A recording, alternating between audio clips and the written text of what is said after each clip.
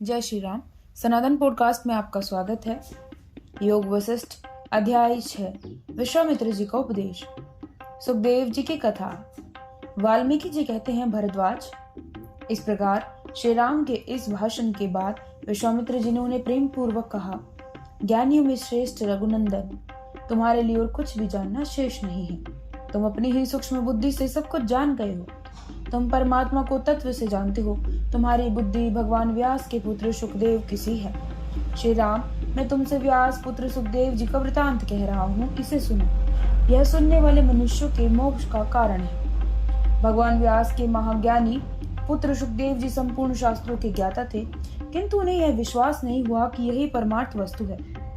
एक दिन उन्होंने मेरुगिरी पर एकांत स्थान में बैठे हुए अपने पिता से पूछा, यह संसार रूपी आडंबर कैसे पैदा हुआ है?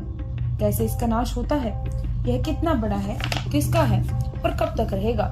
पुत्र के ऐसा प्रश्न करने पर व्यास जी ने उन्हें सब कुछ बता दिया, किंतु वे इससे संतुष्ट नहीं हुए।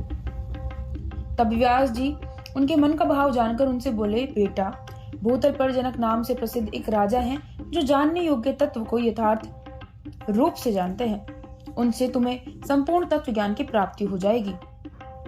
पिता के ऐसे कहने पर सुखदेव जी विदेहपुरी में जा पहुंचे।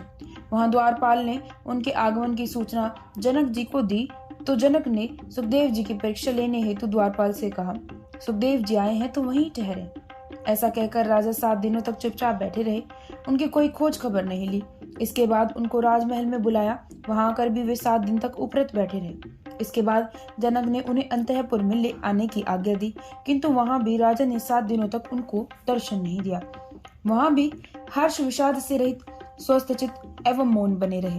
इस परीक्षा द्वारा जनक जी ने सुखदेव जी के स्वभाव को जानकर उनके सादर अपने पास बुलाया और कहा कि ब्राह्मण, परम पुरुषार्थ सिद्धि के लिए जो जो आवश्यक कर्तव्य हैं, वे सब आपने पूर्ण कर दिए हैं। अब आपको किस वस्तु की इच्छा है?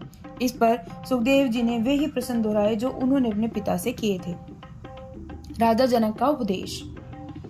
इस पर राजा जनक ने कहा, मुने, इस ब्रह्मांड में एक अखंड चिन्मय परम पुरुष परमात्मा के अतिरिक्त और कुछ भी नहीं है।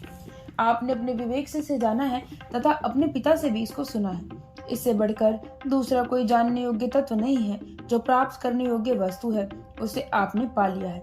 आपका चित्त पूर्ण काम हो गया है। आप बाह्य विषय की ओर दृष्टिपात नहीं करते, अतः मुक्त हैं। अभी कुछ पाना या जानना शेष रह गया है, इस भ्रम को त्याग दीजिए।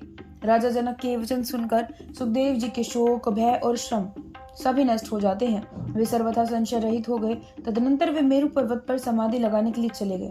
वहां 10,000 वर्षों तक निर्विकल्प समाधि में स्थित रहे तथा प्रारब्ध क्षीण हो जाने पर परमात्मा के लीन हो गए।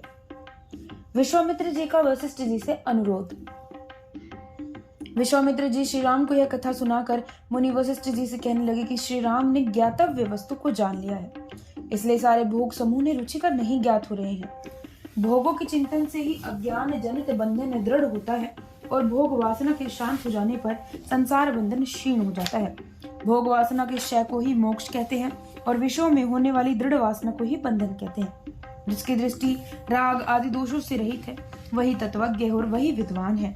जब तक जानने योग्य वस्तु का ज्ञान नहीं होता, तब तक मनुष्य के हृदय में विषयों की ओर से वैराग्य नहीं होता। जब श्री राम सद्गुरु के मुख से यह सुन लेंगे कि यही परमार्थ वस्तु है, तब इनके चित्त को अवश्य विश्राम प्राप्त होगा।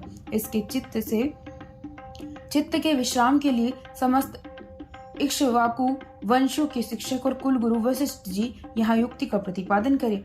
महात्मन, वही ज्ञान, वही शास्त्रार्थ और पांडित्य सार्थक एवं प्रशंसित है, जिसका वैराग्य युक्त उत्तम शिष्य के लिए उपदेश दिया गया हो। जिसमें वैराग्य नहीं है तथा जो शिष्य भाव से रहित है, उसे जो कुछ भी उपदेश दिया जाता है, वह कुत्ते के चमड़े से बने हुए कूपे में रखे हुए गाय के दूध की भांति अपवित्रता को प्राप्त कर लेता है। गाधी नंदन विश्वामित्र के ऐसा कहने पर ब्रह्मा जी के पुत्र महातेजस्वी वशिष्ठ मुनि ने, जो ब्रह्मा जी के समान ही ज्ञान विज्ञान से संपन्न थे, कहा। वशिष्ठ जी बोले, मुने, आप जिस कार्य के लिए मुझे आज्ञा दे रहे हैं, उसे मैं बिना विघ्न बिना बाधा के आरंभ कर रहा हूँ। शक्तिशाली होकर भी संतों की आज्ञा का उल्लंघन करने में कौन समर्थ हो सकता है? पूर्व काल में निषद पर्वत पर पूजनीय पदमयोनि ब्रह्मा जी ने संसार रूपी भ्रम को दूर करने के लिए जिस ज्ञान का उपदेश किया था, वह अविकल रूप से मुझे याद है।